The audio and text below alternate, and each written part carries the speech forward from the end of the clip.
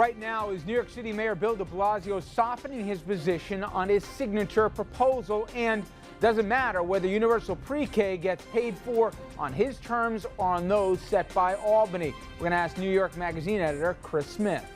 And then fracking in New York. Will it be allowed? Will it be banned? And will Governor Andrew Cuomo ever make a decision?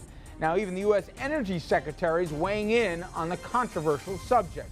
And later, a Cuomo proposal we should all support, expanding college educations for inmates behind bars. We're going to make the case by the numbers and by the personal stories that we've covered right here on RFL.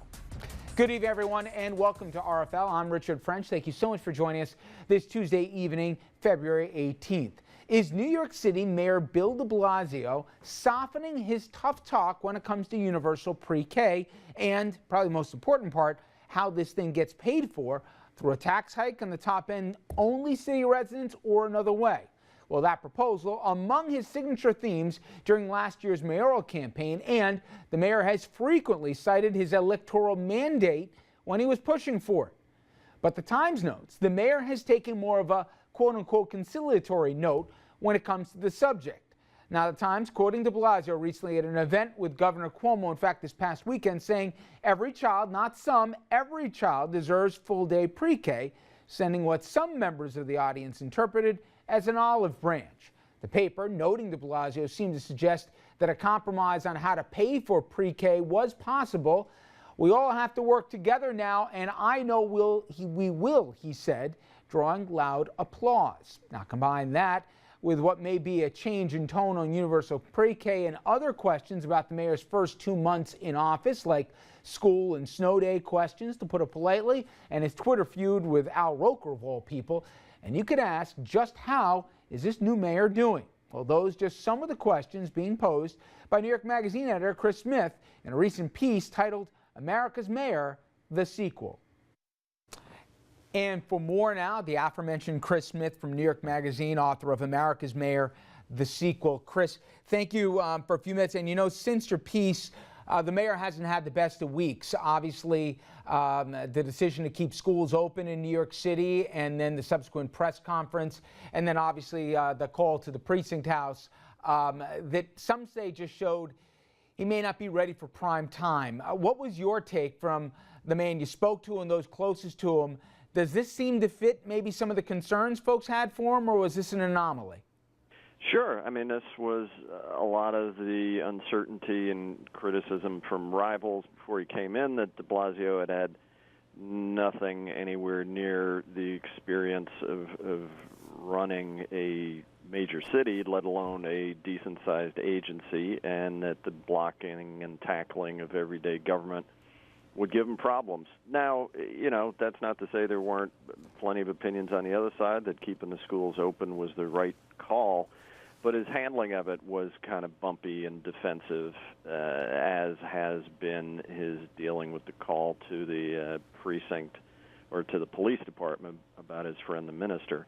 Yeah, it looks a little amateurish, but it also is a reminder that he's been a city councilman and public advocate where this kind of hands-on constituent service is more appropriate and seen as less meddling. You know, throughout your piece, so much of both Andrew Cuomo's, both agenda and political possible future, and also Bill de Blasio's short-term future, and even maybe national platform for what he's trying to do with his progressive agenda, they're kind of tied together. I've heard conflicting accounts of their relationship before he became mayor and then since he's become mayor. What is real? And I know it's always tough in politics. I mean, there are no friends. You know, they say get a dog if you want a friend in politics. But what's the nature of their relationship then and now?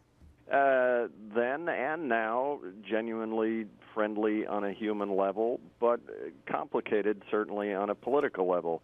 Andrew Cuomo, you know, was the secretary of HUD, and Bill de Blasio worked for him. And even with de Blasio now the mayor of New York City, Cuomo outranks him and still sees him in some ways as staff. And yes, they have a genuine policy disagreement on how to execute pre-kindergarten.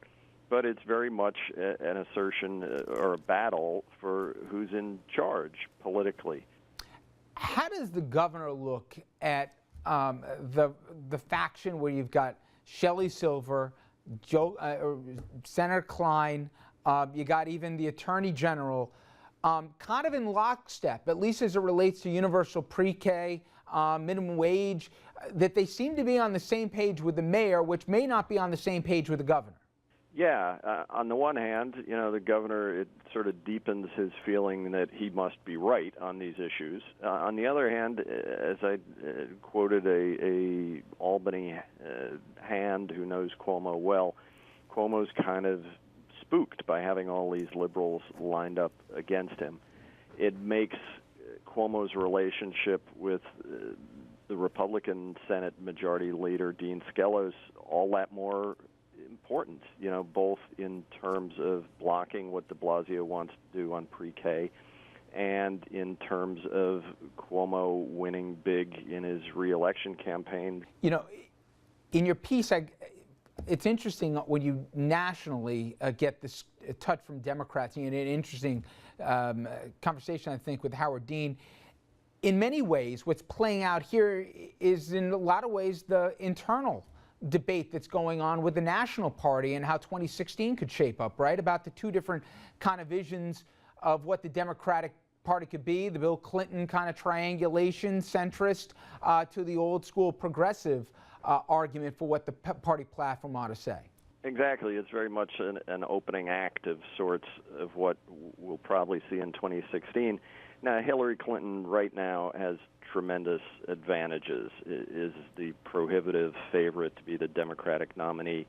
But there are a lot of younger voters, a lot of younger left-of-center activists in and around the party, who've really come of age since the 2008 financial crisis and the rise of Occupy Wall Street and the election of Senator Elizabeth Warren, who are much more skeptical and outright hostile to the sort of Democratic establishment that Hillary Clinton represents. You're already seeing it play out to some extent in the 2014 Senate races. I talked to the guy who's the chief strategist for the Democrats in the Senate races, who's very close to Hillary Clinton, and they're trying to figure out how to incorporate the kinds of issues that de Blasio and other mayors and governors are talking about. It's fair to say, though, Chris, that what significance de Blasio will have, or at least his policy will have, in shaping some of these, both in the coming year and in a couple of years from now, a lot of it's going to depend on how this gets resolved with so many union contracts up at the same time. If he doesn't have any money to do any of these initiatives, it kind of takes away a lot of the wind out of the sails, right? Exactly. He won big in the fall and had a lot of momentum and has still continued to talk about the sort of moral cause of reducing income inequality. But if he can't run the city and craft contract deals with the unions that are perceived as both fair to everyday working New Yorkers and good for the city's budget, that's the kind of thing that's going to undermine him trying to have a larger social, cultural agenda, both here and elsewhere. It's going to be real interesting next few weeks and months here between Albany and New York City. Chris Smith, again, thank you so much. I appreciate a few minutes. You got it. Now we're going to get reaction to that interview and a lot more here as our panel sounds off on how de Blasio is doing and also issues he's facing now and the state of New York is going to be facing in the very near future. Stay with us, everybody. We'll be right back.